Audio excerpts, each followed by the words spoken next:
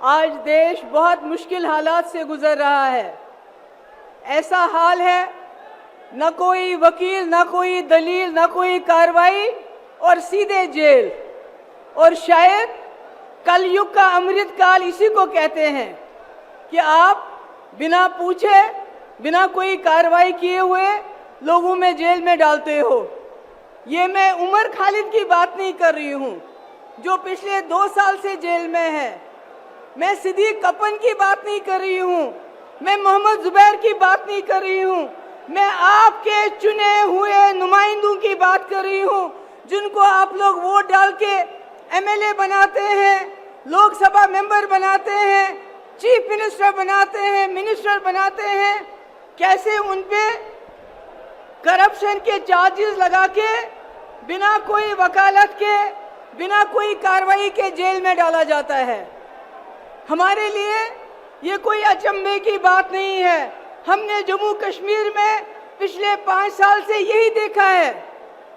हमारे हजारों की तादाद में नौजवान, मैं, फारूक साहब, उमर अब्दुल्ला साहब, पूर्व मुख्यमंत्री, तीनों को बंद कर दिया गया और देश को बताया गया कि हम देश हित में कर रहे हैं। जब आप संविधान का उल्लंघन करते हैं, जब आप कानून का उल्लंघन करते हैं, वो देशभक्ति नहीं, देशद्रोही होता है। जो संविधान का उल्लंघन करेगा वो देशद्रोही है। आज जम्मू कश्मीर एक लेबोरेटरी बना है, वहां टेस्टिंग होती है, फिर आपके साथ वही होता है। केजरीवाल जी का क्या कसूर, हेमंत सोरेन जी का क्या कसूर? अगर वो बीजेपी में चले जाएंगे केजरीवाल, तो ये सारे मीडिया के लोग जो पिछले कई दिनों से करप्शन करप्शन करप्शन केजरीवाल कहते हैं, तो ये कहना शुरू करेंगे कि केजरीवाल जैसा कट्टर ईमानदार कोई नहीं है। सिर्फ बात यह है कि केजरीवाल यहां से उठ के बीजेपी में चले जाएं। केजरीवाल का क्या कसूर?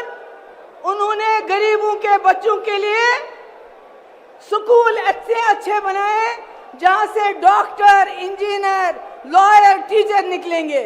उन्होंने लोगों को मुफ्त बिजली दी, मुफ्त पानी दिया, अस्पताल बनाए, बसेस की मुफ्त। मगर इनको तकलीफ है, इनको इस परिवार से तकलीफ है। ये जो परिवार आप देख रहे हैं, इनको परिवारवाद से तकलीफ नहीं है। अगर परिवारवाद से तकलीफ होती तो ज्योतिरादित्य सिंधिया को नहीं लेते। अगर परिवारवाद से तकलीफ होती तो जतिन प्रसादा को नहीं लेते, मिलन देवरा को नहीं लेते, राजनाथ सिंह का बेटा पॉलिटिक्स में नहीं होता। इनको तकलीफ है अगर आज भी आदित्य ठाकरे जी बीजेपी में चले जाते हैं तो फिर परिवारवाद नहीं है। इनको एक परिवार से सबसे ज्यादा तकलीफ है, और वो परिवार जिसने इस देश के लिए जेल में गए, कुर्बानियां दी, इस देश को बनाया। गांधी नेहरू उस परिवार की बात करते हैं। अरे मैं कहती हूँ ऐसे और परिवार पैदा हुए होने चाहिए थे। आज देश जो हमारा चांद्रयान पे पहुंचा, चांद पे पहुंचा, शायद कहीं और पहुंच गया होता। इनका क्या काम है? इनका काम है, इन्होंने कहा, हम सवाल पूछते हैं, आपने कहा 2 करोड़ नौकरियां देंगे, नौकरियां नहीं दी, बल्कि यहाँ के नौजवानों के हाथों में लाठी दी, जबान पे नारा दिया, कभी देश का कभी धर्म का, बोला जाओ मारो, लिंच करो, शक्ल देखो, क्या खाता है, क्या पहनता है, दाढ़ी कितनी लंबी है।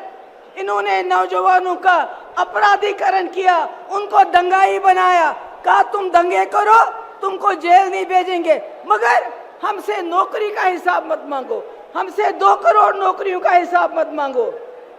इन्होंने भ्रष्टाचार का इल्जाम हम पे लगाया।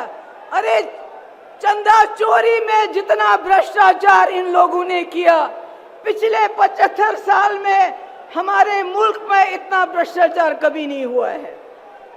ईडी के जरिए वसूली की, इन्होंने इनकम टैक्स के लिए जरिए वसूली की।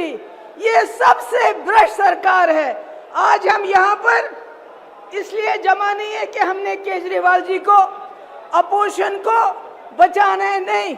आज हम संविधान को बचाने के लिए यहाँ हैं। उस संविधान को जिसने आपको वोट दिया है, उस वोट से जिससे आप अपनी सरकार चुनते हैं, अगर आज आप नहीं जागे तो आपके वोट की कोई कीमत नहीं हुई। ये पहली बार हो रहा है हिंदुस्तान में, इलेक्शन से पहले ही इलेक्शन को रिग किया जाता है अपोजिशन को जेल में डाल के।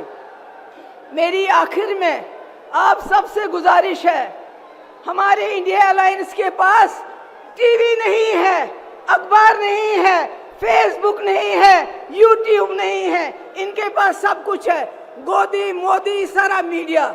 इसलिए मेरी आपसे गुजारिश है, हमारा मीडिया, हमारा अखबार, हमारा फेसबुक आप लोग हो, आप लोगों को जाके लोगों को समझाना पड़ेगा कि केजरीवाल जी हो, हेमंत सोरेन जी हो या कोई और हो, वो जेल में इसलिए है वो संविधान को बचाना चाहते हैं, आपके वोट को बचाना चाहते हैं। बहुत बहुत शुक्रिया।